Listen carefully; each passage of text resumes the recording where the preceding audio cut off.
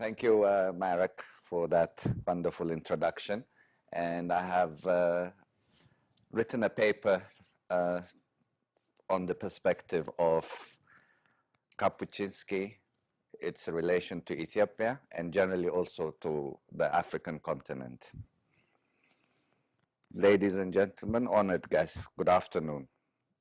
In 2010, a young Polish journalist, Artur Domolewski, published A Life, a biography of Ryszard Kapuscinski, in which he stunningly revealed that the widely acclaimed Polish journalist and author was a willing and active communist spy, and that much in his books was sheer fantasy and artfully disguised propaganda. Domolewski's book and its revelations created fervor in Poland and elsewhere among his literary acolytes. This young journalist, who, like most of his colleagues, had for years idolized Kapuchinski as a great writer and reporter, indeed, he became something of a favorite disciple, constantly visiting the maestro at his home or interviewing him for different media. Domolewski's book reopened dilemmas of integrity and conscience that are still painful for any journalist who tried to report the world in the 20th century. In 1954, at the peak of the thoroughly Stalinized party's total domination of Poland, 22-year-old Kapuchinski, a dedicated communist and seasoned political operative, entered Polish public life. As a teenager growing up in a country unwillingly beaten into shape of a Soviet satellite, Kapuchinski first became a fanatical boy Stalinist, a leader in the SMP youth movement. Bullying everyone to vote in dummy elections, he was one of the young red activists, collaborators lauded by most Poles under the nickname of the Pimpy Ones. In later years, Kapuchinski would blank out that period, pretending that he only became political in 1956, the year Poland broke it with Stalinism. But much had he really known about the terror and repression in the early 1950s. After all, the fathers of several of his classmates had been imprisoned, and a girl he knew well was jailed for telling a joke. How did this ardent young worshipper of the Soviet Union contrive to overlook the realities of the Gulag and the purges, giving that virtually every Pole knew someone who had been deported to slave labor after the Soviet invasion in 1939 or shot in mass murder of Poland's elite? Under such pressures and the desires to know that he would always be granted a passport to return abroad, Kapuchinski kept on good terms with his powerful friends in Poland's party. And the advantage of being overseas was that he missed many internal crises in Poland and didn't have to risk taking political stand. When pressure built up against the magazine Poeta, he quietly stopped writing for it, although its editors had published and encouraged him to write for many years. When his main party protector, the notorious Richard Freilich, pressed for the purging of the Judeo-Stalinists from universities, Kapuchinski kept silent. However, by the time of the Solidarity Revolution of 1980, and in a moment of uncharacteristic recklessness, he handed back his party's card. In fairness, his political zigzags were not unusual. In the 1960s and 70s, much of the opposition to post-Stalinist regimes in Poland and Czechoslovakia was led by men and women who had been rabid activists for Stalinism in their youth, but became to feel that their Marxist ideals had been betrayed. Kapuchinski was different only in his reluctance to risk a breach with the party patronage, no more passports for Africa or Latin America, and in the way he tried to conceal his early past. Domolewski points out that in the last decade of his life, he was clearly terrified that the file on his collaboration with Polish intelligence would come to light, which may help to explain one of his most blatant swindles with history.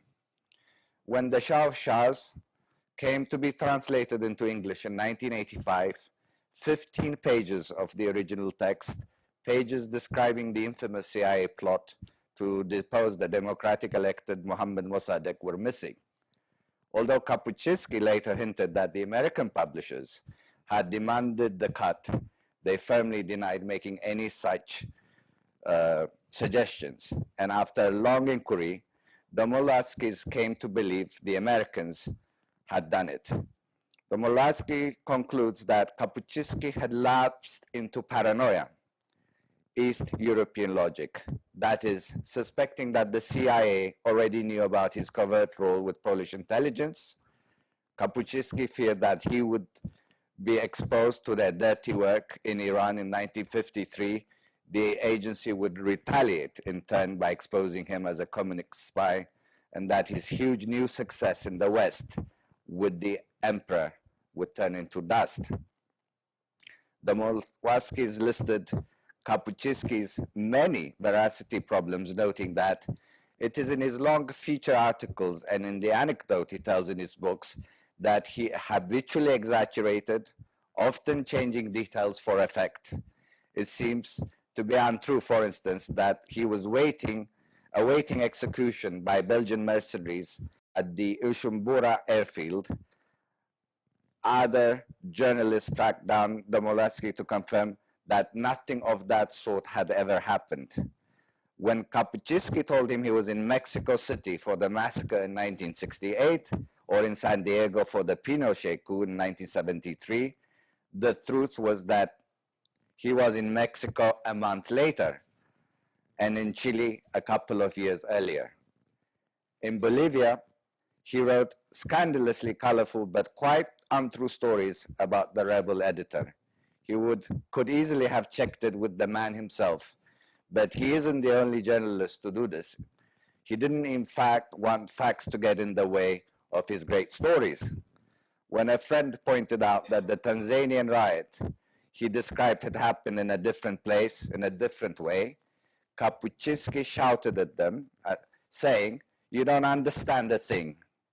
I'm not writing so that the details add up. The point is the essence of the matter."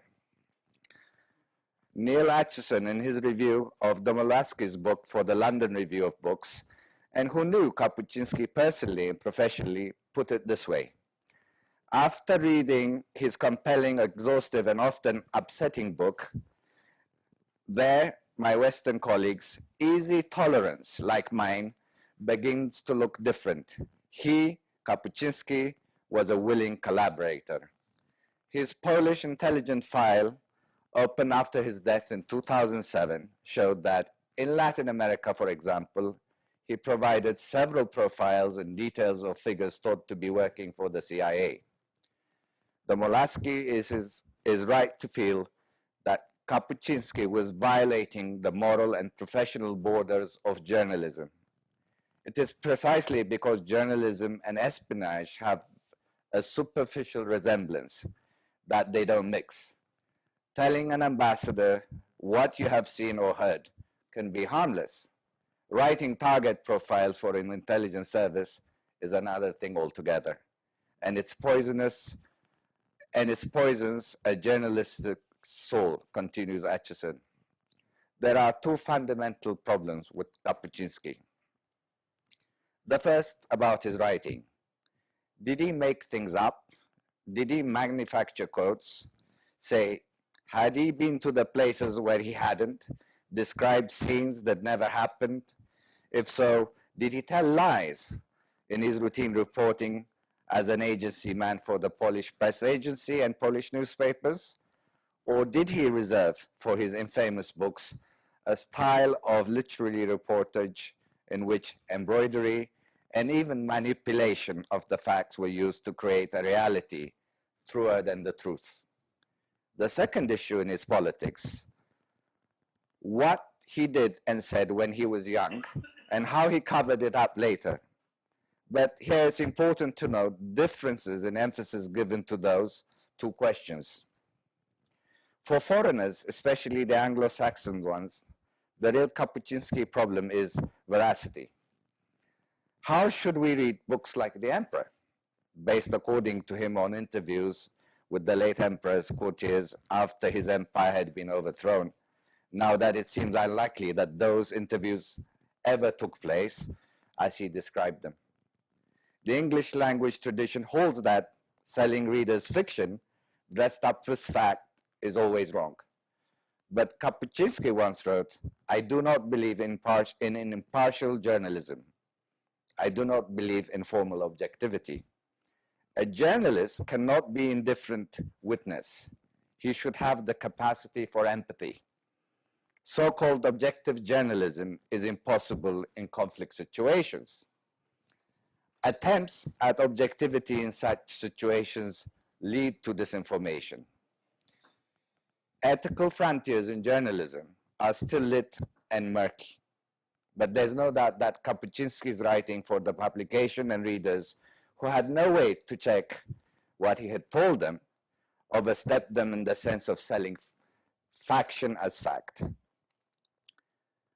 And he could always color and suppress for the covert political purposes of his masters. For instance, in 1975, he seems to have discovered before anyone else that the Cubans had started to support troops in Angola during the Civil War, a huge story. But it would have harmed the cause to break the news, so he sat on it until it became official. John Ryle, a noted British anthropologist and highly regarded writer expert on Eastern Africa, has been brutal about him. Despite Kapuchinski's vigorously anti-colonialist stance, his writing about Africa is a variety of latter-day literary colonialism, a kind of gonzo Orientalism. Here, facts are no longer sacred. We are at play in the bush of ghosts, free to opine and to generalize about Africa and Africans. Domolowski supports Lyell's verdict with some absurd pronouncements from the shadow of the sun. The kind of history known in Europe as scholarly and objective can never arise here because the African past has no documents or records. History, achievement here, its purest, crystallized form and become that of myth. It is now widely believed that when Kapuchinski set out to write his trilogy on tyrants, the Emperor, Shah of Shahs, and Amin, which he never finished, he was actually evading his Polish censors to produce satirical allegories about the regime of Edward Gierek, who had taken over the leadership of Poland in December 1970. The broad theme was the futility of all attempts at economic development without political reform. But Domolowski's book shows that the illusions were often much more precise. The Emperor began as a serial in the journal Kultura, and soon every smart Pole was reading the installments to gloat over the jeers at Gierek dressed up as a mockery of Haile-Selassie's ambitions. His Majesty never made appointments on the basis of a person's talents, but always and exclusively on basis of loyalty, writing that young Ethiopians go abroad and return full of devious ideas, disloyal views, so that they can look around, clutch their heads and say, good God, how can he say something like that exists? Kapuchinski charmed his readers. Sometimes he simply invented. When Gierek proposed a monstrous barrage for the river Vistula, it turned out that it was Haile-Selassie had announced to build the dams on the Nile. How can we erect dams, the confused advisors grumble, when the provinces are starving and the nation is restless? Questions concerning the reliability of Kapuchinski's reportage begin with the Emperor. Kapuchinski's informants here are allegedly former Ethiopian court servants, laboring under anonymous initials. Only one of those who assisted him is given the name. The others, we are told, is because they are dead. Yet the power of the book derives to a large extent from the fact that the story is told almost entirely through transcribed speech of these unnamed witnesses. Their antiquated canons have a hypnotic quality.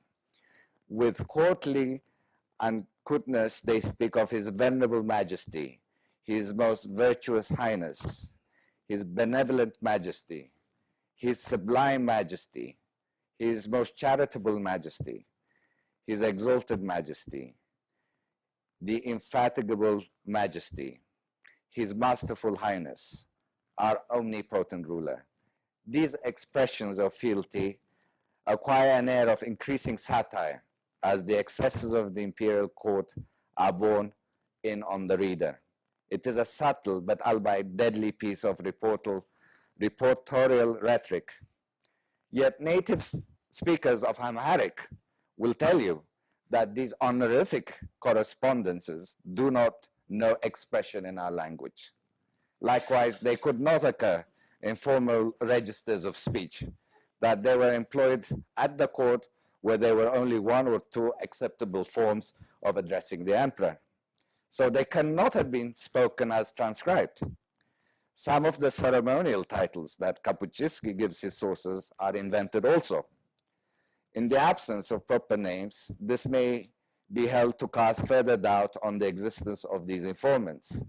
What Kapuchinski and his unnamed translators created in the emperor was a brilliant device. Chinese whispers rather than transcription, an imagery archaic language with touches of comic opera that implies homage while conveying subversion. It also falls short, though, of both scholarly and journalistic standards of variability and even of likelihood. These are more of the implausibilities of the emperor. We are told that the late emperor did not read books. His Venerable Majesty, we are told, for him neither the written nor the printed word existed. Everything had to be relayed by word of mouth. But Haile-Selassie was undoubtedly well read, both in Amharic and in French.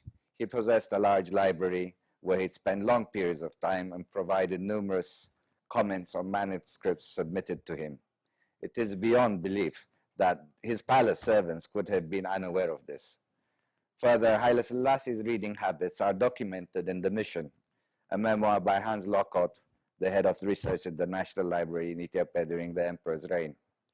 Kapuchinski even describes one of his informants bringing him the first volume of Haile-Selassie's autobiography, the English translation by the Ethiopian scholar Edward Ullendorf. But the events is taking place in 1974. Ullendorf's translation did not appear until 2 years later in 1976. So not even this could have happened in the way that he had described it. Kapuchinski's apologists for such criticisms have argued that the emperor is not meant to be about Ethiopia at all, that it is an allegory of communist power in Poland or of an autocratic regimes in general. Certainly the book is informed and deepened by such parallels, and the reception among intellectuals in the West was conditioned by an awareness of its particular exotic origin. A book about a far-off country by an author who himself was a master of a new journalism sprang miraculously within the Soviet bloc. Some apologists for the emperor have located it specifically in Polish literary genre, where dissent masquerades as descriptive prose, and Kapuchinski has subsequently, on occasion, endorsed this interpretation. Yet there is no indication in the book that it's meant to be read as an allegory or as a traveler's tale or parable. Like Kapuchinski's other books, the emperor is presented unambiguously as factual reportage and asserts his claim on the reader's attention as such. The death of other sources on the subject, no member of the imperial court of Ethiopia survived to write a memoir of Haile-Selassie means that the book would have considerable documentary importance if the information in it could only be trusted. At the same time of publication, there was of course a rationale for Kapuchinski to maintain the confidentiality of any living sources he might have had. Many regimes later, though, there seems no reason for their anonymity to have been preserved, particularly since a number of the court servants, none of whose names correspond to any initials of the sources in the emperor, have given legal testimony in the Addis Ababa as witnesses in the trial of the Derg, the regime headed by Colonel Mengistu Haile Mariam that deposed and killed the emperor in 1975. John Ryle, in his critique Tales of Mythical Africa on the 27th July 2001, comments, Kapuchinski's return to Ethiopia in 1990s to visit imprisoned members of the Derg occupies one of the later chapters of his new book. One might have hoped that this would have been an occasion for him to consider the issues raised by his earlier work. But the Shadows of the Sun makes no mention of the emperor at all, nor yet of the court proceedings where the death of Haile-Selassie was under investigation. Kapuchinski's account in his new book and his visit to the central prison in Addis Ababa raises further doubts about his factual accuracy. After Mengistu's escape, he writes, his army dispersed and only the academicians were left. They were seized without great difficulty and imprisoned in the central crowded courtyard. This characterization of the inmates of the central prison is very misleading. It contradicts, in fact, an earlier reference by Kapuchinski himself to generals of the army and police among those captured followers of Mengistu Haile Mariam.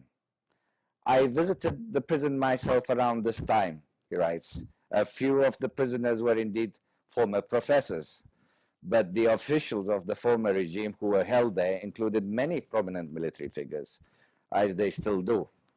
Sahle-Selassie Wadagris, the Air Force captain, who was Mengistu's prime minister, Takatulu, an army colonel, who was his chief of internal security, since deceased, Sergeant Lagasa Asfaw, known as the Butcher of Tigray, and the equally notorious Malaku Tafarra, who was known as the Butcher of Gondar.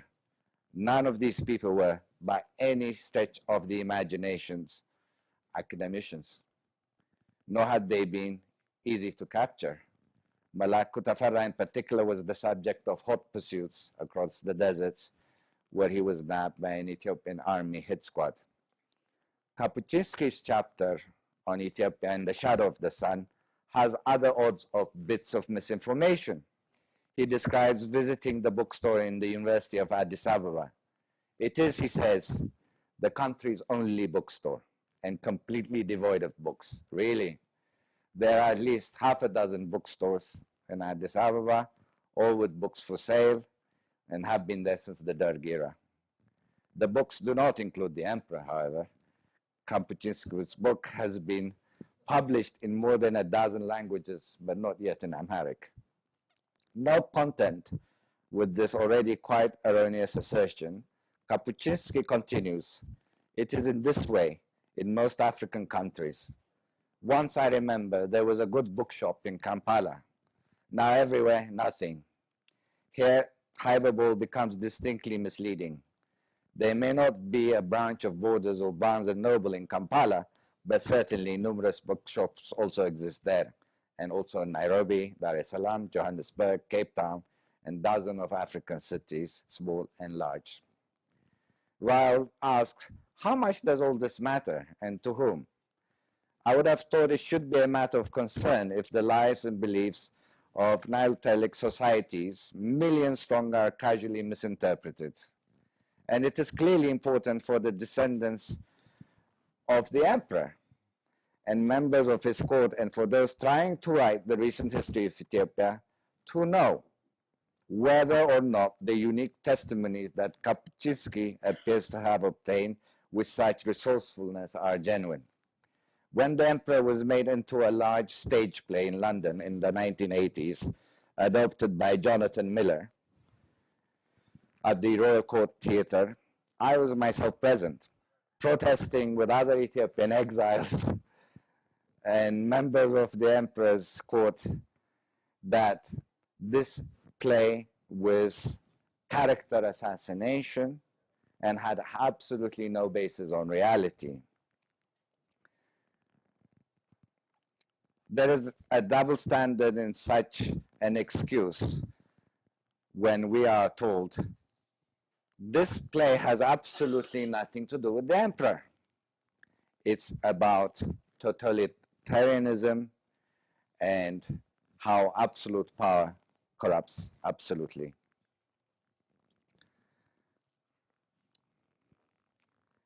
In closing, Kapuchinski's gross and, to me, racist Oriental fabrications served very many dark purposes, including most glaringly the promotion of those infamous agendas of the Warsaw Pact masters and of the far more brutally, cynically, and destructive Derg that they supported, having helped to rationalize and justify its terrible cultural genocide in the eyes of innocent Western readers eager only for sensational tale.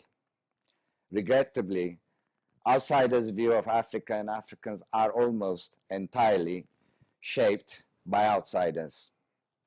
But Kapuchinski went beyond that usual distortion. If, with the advantage of informed hindsight and criticism, people still prefer and are encouraged to believe that the emperor is somehow a credible portrayal of Ethiopia and its history, then they are willing accomplices of a lie and the Ethiopians' own venerable and painful history that has been truly hijacked to comfort Western notions of romanticism. The indulgence with which many critics, academics and others continue to treat Kapuchinski's quirks is, in my view, unforgivable. The emperor is a calculated hoax, a work of fiction, and as such deserves to be consigned to the same dustbin of histories as other works of fabrications. Thank you very much for your attention.